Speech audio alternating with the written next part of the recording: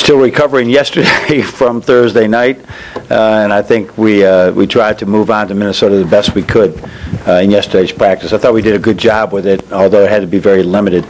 So today we'll practice, and we had to keep it very short today. One of our shorter practices, only because of the compressed schedule we're in again, and we'll do our best. Minnesota presents a lot of challenges.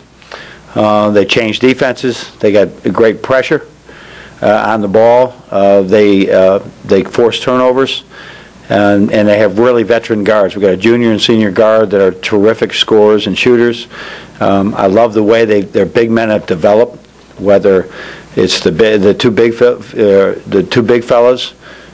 Joey King's playing really well for them right now as well, and then they have a lot of experience, and we're sitting right there with an opportunity to go to the NCAA tournament. So I'm sure they're going to bring everything they have, and with us having an opportunity to win the Big Ten Conference, we're going to try and do the same. Coach, speaking of winning the Big Ten, if you guys could win that outright, it'd be the first time since '86, before any of the guys on this team were even born. Yeah. Just put in perspective what it means to be in position to possibly do that. Well, it is. I mean, when you say when you're at a university, that's where you want to be. You want to be as you get into March. You want to be in position for a league championship, because a league championship usually means an NCAA berth, and we all know anything can happen there. So it's it's a great step in the right direction, but at the same time, and that's the focus right now: win the Big Ten championship. That's our only focus. At the same time, through a roll of the ball last year, we finished 5th in the league and still had a pretty good year. So while we focus on that, still try to look at the big picture as well.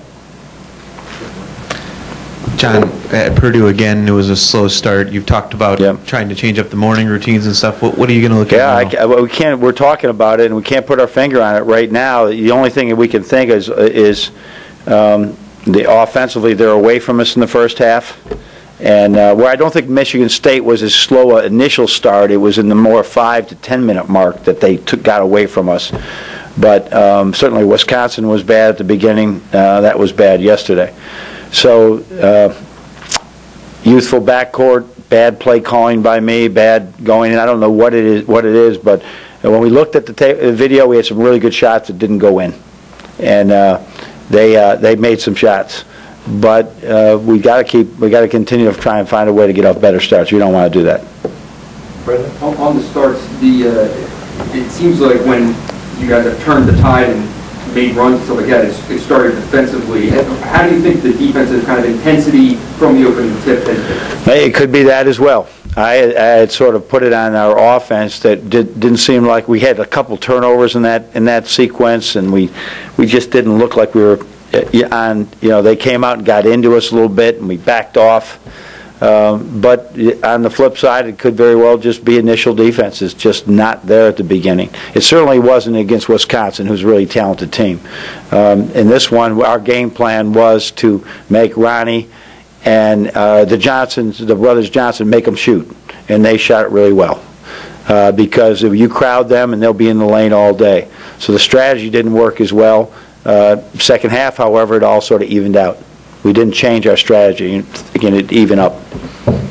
In the last 10 games that were decided by 10 or fewer points, you guys are 10-0, which is might not be something you'd expect from a team with so many freshmen and sophomores. What's the key to winning those close games that you have?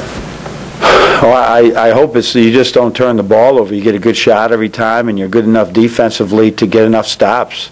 I mean, it's a pretty broad stat, 10 points. I mean, that is pretty broad, but who knows whether some of those we were up by more and they came back in it. But I think if you take care of the ball, you know what? We're a good foul shooting team, and so you hopefully when you're a good foul shooting team, you're not going to blow many leads. So there's a lot of things right there that are very simple, but I can't put my finger on anything. Right back with Ryan. John, Nick had that fall early in the game. Was there any residual from that for the rest of the game, and is that still bothering him now? No, except scaring the hell out of all of us. That was the only residual, because you see that all the time, that the guy falls on his hand and it changes your season. So it was numb at first, and then he said it was all right, and no, we haven't had any issues with it at all. Joe? Coach Glenn had a really good, nice game against you, obviously. His shooting percentage on long twos is really good. It seems to be sort of his bread and butter. Are you guys looking for him to get him into those situations? Yeah, I mean, he works on this a lot. And I hadn't even thought about long twos, just trying to get him points. I don't care if they're short twos, dunks, whatever they are, trying to get him looks. You know, if you look at our shots, our number of shots, he and Karras and Nick, both in league play and non-conference play, are indistinguishable. They've all taken this almost exact same number of shots. So certainly he's getting a lot more closer to the rim. And, you know, I still know, I'm confident, certain that one of these days he's just going to make everything and make it all, you know, any inconsistencies he had his shot could all just go away. When we talked to Glenn's dad after the game, after his shot and all that, he mentioned that he feels like he's a bit of a different player when sometimes he just looks more engaged in the offense than other times. I mean, what do you see on that? Well, he has always been a very unselfish player. And that can be a fault sometimes that you're looking for somebody else. At the same time, he's still developing a skill set that can allow him to be even a better one-on-one player. And all those things, you know, where you try to isolate and you do things, he's working on, just like all our guys, we're working on a whole bunch of things that can make us all better individually. Because the game still comes down to a one-on-one if you can't create leverage. We try to create leverage for everyone, but it's just still going to come down to some one-on-one. And he continues to do well. But right now, if you look at his foul shots and things like that, he's not where Karras and Nick are because, you know, he has a tendency to just rise up and shoot over people, which is good too. Do you think he ever gets caught watching other guys? No, I think that, but he has such an athletic body, you'd like his motor to run at full speed all the time. And sometimes maybe with just like everybody else, you may be running the play instead of being a player. Right over here with Dan. Jordan Morgan said with the regular season coming to an end, he started realizing his career is really coming to an end. Also, after his performance against Purdue, do you think something's kind of inspired him as play recently? You think they correlate? He was absolutely terrific. If we all, all the highlights about the last Karras' pass to Glenn scoring it. He got a 50-50 ball twice. When Stevens missed the shot, Jordan got it knocked out of his hands, got it a second time. Both of them, probably only one man could have got that with Jordan, two hands. We valued that yesterday in film as much as we did the play or any plays leading up to that. And those are the things that he has to do that the coaches all appreciate. And maybe the normal fan doesn't, but I think he actually believes now even more that he can really impact this team with simple plays like that. And now it's just a few games left. I know he does. I remember sticking with Jordan. A couple years ago, we asked you what it was like when Zach and Stu were leaving and those were two of your first guys. Yeah. Is Jordan in the same?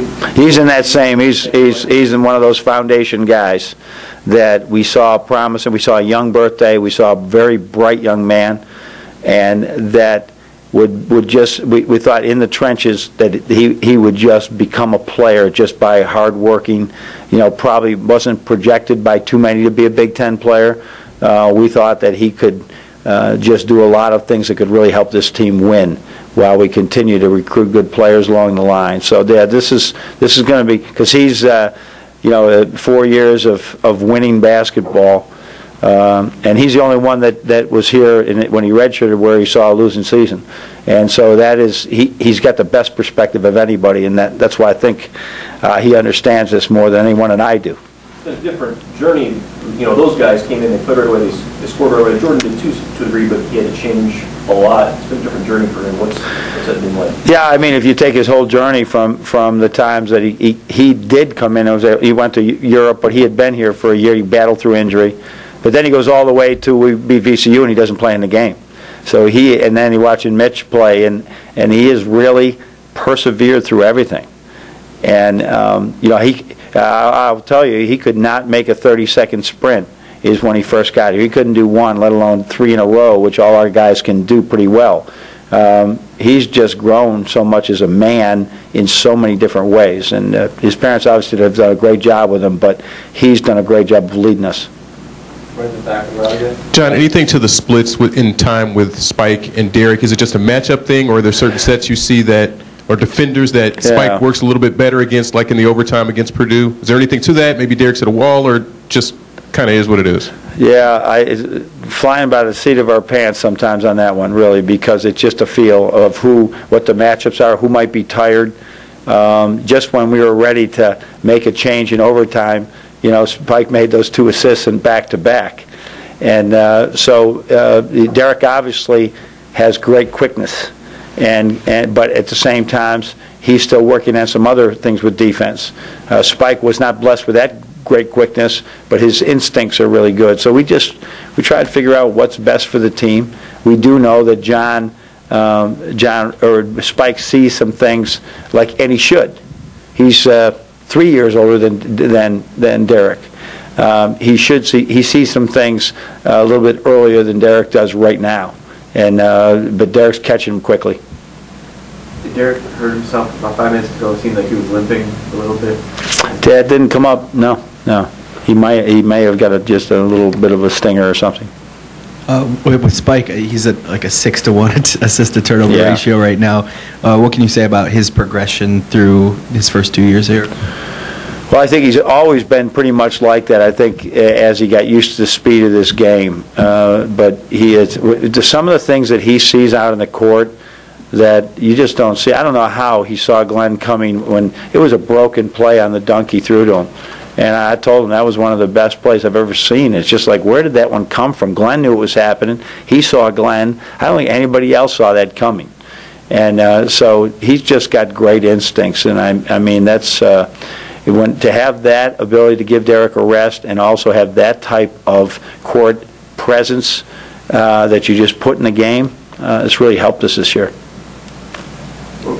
I'm sure you've been on the other side of it, where a desperate team in terms of looking for the NCAA bid, all that stuff. That's what you got in Minnesota tomorrow. Can you speak to just the challenges of a team that's kind of playing for their lives? Oh yeah, without question. And we obviously have been there, and so it is really I know that they're going to come in here with a mindset that it is a burn the boats type of idea. They have to come in and get wins, and as a result, we have to understand going into this game. It's got to have the same mentality as we had when Michigan State came in here, and we're both really playing for something really big. When you go back and the game now seems like it was a year ago, but the previous meeting with them, when you go back and watch them, what were the biggest things that really stuck out to you? What they did effectively to take that game to the wire? Well, in that game, their pressure bothered us several times during the game. Of course, we're a more veteran backcourt now, but they are as well. They made some really good. We couldn't get away from them. They were in command a lot of the game. We just made a lot of really good plays, and Zach Irvin hit 5 threes. And Glenn Robinson sat on the bench. So we had good fortune in that game to win it, and I'm going to make sure our guys understand that we had a lot of, I don't know if Zach's hit 5 threes since then, but that was a big part of